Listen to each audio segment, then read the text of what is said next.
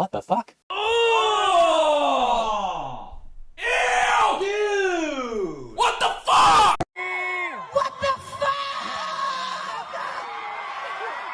Hey yo les guénines, c'est l'Ermite et vous êtes bien sur la chaîne de l'Ermite légendaire. Aujourd'hui, un chapitre 1118 de One Piece, chapitre avec un final surprenant. Mais d'abord, un grand merci à tous ceux qui soutiennent la chaîne, qui se sont abonnés, qui likent, qui ont partagé ou tout simplement qui regardent les vidéos. Je vous dis un grand merci, on se rapproche à grands pas des 500 abonnés et donc une nouvelle étape va s'inscrire sur la chaîne. C'est génial, merci à vous. Moi ça me motive grave en tout cas pour poursuivre mes efforts. Tout de suite, générique.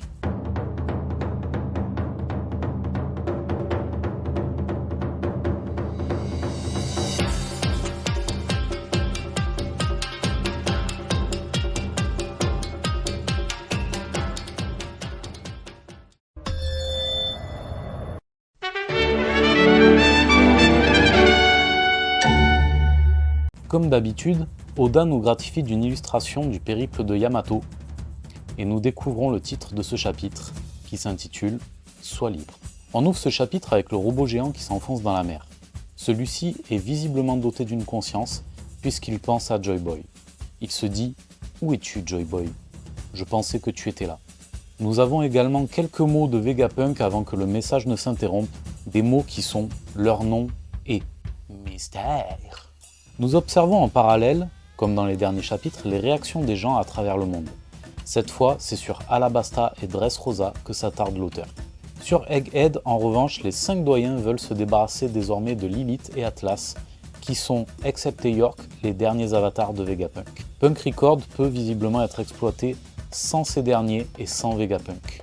Les Mugiwara embarquent sur le navire des géants, du moins pour ce qui est de Luffy et Sanji. Mais Mars, le piaf du Gorosei, les canarde au lance-flammes. Dory et Brogy protègent cependant le navire de leur bouclier. Un navire qui s'enflamme malgré tout par endroits, mais rien de critique visiblement. On peut noter également que Bonnie a changé le Viss-Amiru en gamin grâce à son pouvoir, et elle les nargue avant d'embarquer sur le navire. Luffy reprend sa forme Gearfifth et exhorte Bonnie à utiliser son pouvoir pour l'aider. Celle-ci s'imagine un futur dans lequel elle sera le plus libre possible. Elle pense à ses parents, on voit un petit flashback de sa mère, disparue trop tôt, et les sacrifices de son père Kuma. C'est alors qu'apparaît un deuxième Nika. What the fuck? Sous la mer, le robot géant réagit à sa présence et dit « Il est là ». Un final oufissime, pour le moins inattendu. Je pense que personne ne voyait Bonnie prendre cette apparence-là. Alors est-ce que c'est cool ou est-ce que c'est claqué? Moi j'ai trouvé le passage où les géants se mettent à danser au rythme des tambours de Nika très fun. En revanche, je suis très mitigé et très partagé, très perplexe sur la direction que prend le manga. Je pense que je ne suis pas le seul, c'est un chapitre à mon avis qui va diviser les fans. La communauté One Piece commence à se diviser quand même, depuis Wano Kuni et l'apparition du Gearfifth. Ça ne plaît pas à de nombreuses personnes. Et j'avoue que je ne suis pas un très grand fan de cette forme, de ces pouvoirs. C'est ultra cheat. Et quand on voit les pouvoirs de Bonnie, c'est pire que le Gearfifth. En fait, la nana peut prendre l'apparence qu'elle veut, pour peu qu'elle arrive à s'imaginer tout ça et qu'elle arrive à y croire. Elle a des pouvoirs qui lui sont dus, non pas à un fruit, mais à des expériences de Saturne, qui lui donnent les pouvoirs du Toshitoshi no Mi. Qui a les pouvoirs du Toshitoshi no Mi en temps normal? Est-ce que c'est peut-être un dérivé du Nika Nika no Mi? Est-ce qu'il serait possible peut-être que le fruit du démon de Luffy, bon moi je dis Nika Nika no Mi, c'est pas le nom exact, mais bon voilà, c'est le fruit modèle Nika, bon, passons.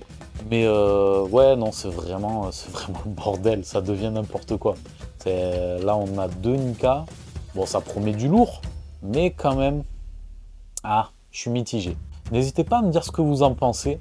Moi, j'ai hâte vraiment de connaître vos théories. Dites-moi en commentaire vraiment si vous avez des théories sur le sujet. Moi, je me dis qu'il y a peut-être un lien entre le fruit du démon de Luffy et celui dont sont tirés les pouvoirs de Bonnie. Peut-être que les 2 fruits ne formaient qu'un à la base, ou qu'il y a quelque chose dans le genre, qu'il y a un lien, en tout cas une connexion. Bon, peut-être que je dis que de la merde, mais peut-être pas. Alors, c'est de la merde. Quoi? C'est ça votre spécialiste? Donc voilà, n'hésitez pas à me dire ce que vous en pensez en commentaire.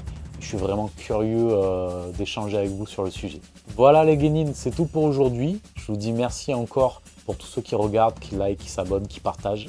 Et je vous dis à la prochaine. Soyez curieux, construisons la légende. Ciao.